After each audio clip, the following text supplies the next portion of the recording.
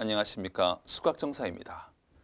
오늘은 한 해를 보내고 새로운 한 해를 맞이하는 우리의 자세에 대해서 다 같이 생각해 보는 시간을 갖도록 하겠습니다. 어느새 한 해의 마지막 한 주를 맞이하고 있습니다. 오늘 이 자리를 준비하면서 제 마음속에 떠오른 단어가 하나 있습니다. 바로 길목이라는 단어입니다. 길목. 우리 불교를 기의 종교, 도의 종교라고 합니다. 모두 동의하시리라고 생각합니다. 그렇다면 길목이란 단어에서 목은 무슨 의미일까요? 어떤 길과 또 다른 길을 연결하는 연결점 또는 어귀를 목이라고 합니다. 목이라는 단어는 좁은 길로 들어간다라는 의미와 중요하다라는 두 가지 의미를 함께 갖고 있습니다. 머리와 몸을 이어주는 게 목이지 않습니까? 좁아 보이지만 숨이 왔다 갔다 하는 자리이고 중요한 연결고리가 되는 자리가 이곳이 됩니다. 묵은 해와 새로운 해의 연결고리로서의 목. 이 연결고리를 어떻게 우리가 잘 넘겨야 될 것인가? 막히지 아니하고 뚫어낼 것인가? 한 해를 정리하고 마무리하는 이 시점에서 우리가 고민해야 될 매우 중요한 부분이라고 생각합니다. 올 한 해는 유난히도 막다른 골목에 서 있는 느낌이 많이 들었습니다. 세상 안팎으로 전쟁과 치솟는 물가에 끊이지 않는 사건, 사고들, 그리고 우리의 삶이 참 녹록지 않았던 한 해이지 않았나 생각합니다. 하지만 이 막다른 골목에 서 있는 것 같은 우리의 걱정과 불안함 속에서도 우리가 문을 새롭게 열어야 되는 거 아니겠습니까? 새로운 연결고리로서의 길목을 트는 이 원력을 통해서 새로운 활로를 열어가는 것이 우리가 해야 될 본분사이지 않겠습니까? 하지만 우리는 중요한 자리, 결정적인 시점일수록 공교롭게도 좁아지는 속성이 있는 것 같습니다. 좁아지기에 불안해하고 좁아지기에 안달복달할 가능성이 매우 많습니다. 하지만 이것에 속지 말아야 되겠습니다. 좁아지더라도 잘 연결시켜야 합니다. 과거와 현재를 연결시켜야 되고 타인과 나를 연결시켜야 되고 부처님과 나를 잘 연결시켜야 하겠습니다. 우리의 인생은 항해와 같습니다. 시작이라는 항구에서 출항하여 세상이라는 큰 바다를 향해 인생이라는 배를 타고 항해를 합니다. 그 인생이라는 배에는 부처님도 함께 하십니다. 서원하는 사람들, 발심한 사람들의 배에 부처님이 승선하십니다. 부처님이 승선하신 것만으로도 우리의 인생은 환희한 항해가 되겠죠. 하지만 매일매일이 환희할까요? 부처님이 배 안에 계시다고 과연 풍랑이 없을까요? 우리는 착각을 합니다. 내가 부처님을 만났으니까, 부처님이 내 인생의 배에 초대되어 탑승하셨으니까 풍랑은 없을 것이다, 좌절은 없을 것이다, 시련은 없을 것이다 라고 오해하고 있는 것은 아닐까요? 모든 것이 다 안전하고 순탄하고 평안할 것이라고 믿는 것, 이것이야말로 중생심 아니겠습니까? 그런 중생심에 전도돼 있다가 어느덧 어느 순간 갑자기 풍랑을 만나면서 몹시 놀라지 않겠습니까? 몹시 놀라고 당황함과 동시에 어떤 마음이 스멀스멀 일어날까요? 부처님이 타셨는데 왜 이러지? 내 인생에 부처님을 초대해서 부처님과 함께 동행하고 있는데 왜 내 인생에 이런 시련이 다가오는 것일까? 왜 풍랑이 이다지도 세게 불어오는 것일까? 라고 원망하고 의심하는 이 상황, 우리가 많이 직면하게 되지 않겠습니까? 부처님은 도대체 배에 올라 뭘 하고 계실까요? 공교롭게도 쿨쿨 주무시고 계셨습니다. 왜 그렇습니까? 나의 자만심으로만 배를 운행할 생각만 했지 부처님을 깨울 생각을 안 한 우리의 마음이 문제였습니다. 어이없게도 부처님이 할 일이 없으니까 그냥 계속 쿨쿨 주무셨던 겁니다. 이제 부처님을 깨워야 됩니다. 힘들고 어려운 상황일수록 나 혼자 할 수 없다는 자각으로 부처님을 내 안에서 깨워야 합니다. 근데 우리가 깨워야 할 부처님은 어떤 부처님이실까요? 감히 부처님을 규정한다면 부처님은 고통 전문가라고 말씀드리고 싶습니다. 그렇지 않습니까? 고통과 괴로움의 본질과 원인이 무엇인지에 대해서 부처님은 아주 철저한 전문가이십니다. 그리고 고통과 괴로움을 소멸하는 방법에 대한 전문가로서의 부처님의 위의를 우리는 익히 알고 있지 않습니까?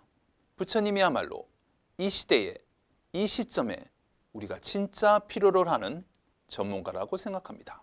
그런 의미에서 고통의 전문가이신 부처님과 종조님의 법의 원력을 이어받아 우리는 우리의 삶 속에서 눈앞에 싫지 않은 고통을 괴로워하지 아니하고 그 고통에서 벗어날 수 있도록 정진해야 합니다. 그것이 우리 진언행자가 나아가야 할 항로이자 부처님과 나를 연결하는 목이 아닐까 생각합니다. 부처님처럼 고통과 괴로움의 전문가가 되기 위해서는 고통과 괴로움에 대한 바른 태도를 갖는 게 매우 중요합니다. 고통과 괴로움에 대해서 우리가 통상적으로 갖는 태도는 거리두기이고 회피하기이고 또 혐오하기 아니겠습니까?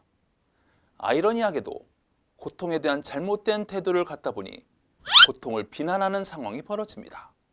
심지어는 고통을 받고 있는 사람들을 비난합니다. 우리가 보통 사회적인 용어로 갑질한다고 그러지 않습니까? 갑질이 뭐겠습니까? 고통받는 사람을 비난하는 게 갑질입니다. 고통받는 사람을 품어야 되는데, 위로해야 되는데 오히려 비난합니다. 이게 진정한 갑질 아니고 뭐겠습니까? 그래서 갑질이 넘치는 사회는 고통의 본질을 모르고 고통받는 사람의 심정을 헤아리지 못하는 것이죠.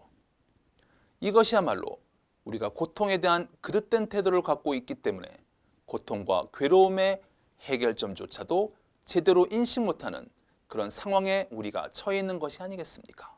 고통을 비난할 것이 아니라 잘 수렴해서 변화시켜야 하는 것입니다. 고통이야말로 치유의 지평이 열려야 되는 부분이라는 생각을 하게 됩니다. 고통을 바르게 치유하는 방법으로서 종조님께서 가장 힘주어 말씀하신 한 문장이 있습니다. 뭘까요? 고통을 치유하기 위한 가장 중요한 핵심을 담고 있는 한 문장. 다름 아닌 상대자의 저물은 내 허물의 그림자라.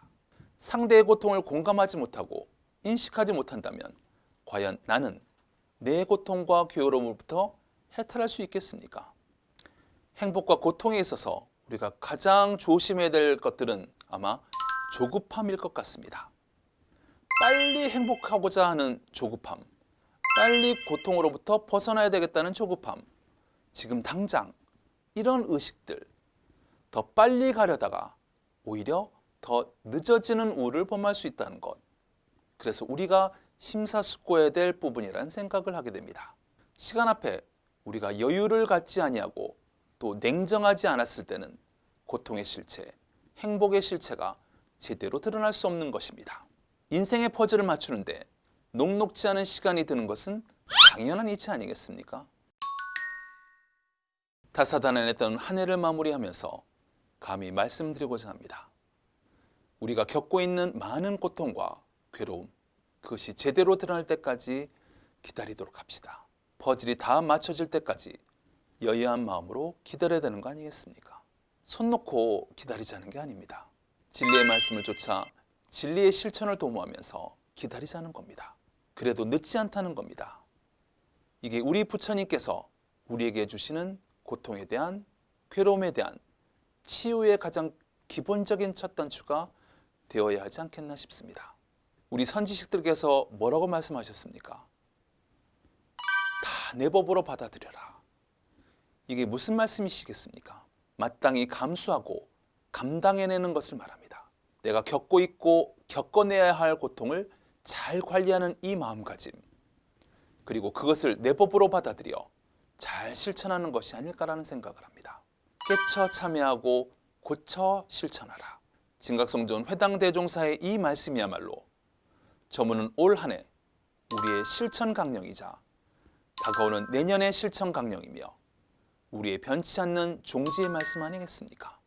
진각 ITV 구독자 여러분, 우리 모두 꿋꿋하고 여야한 마음 함께 공유하면서 한 해를 마무리하고 더 복되고 은혜로운 마음으로 새해를 준비하시기 소원합니다.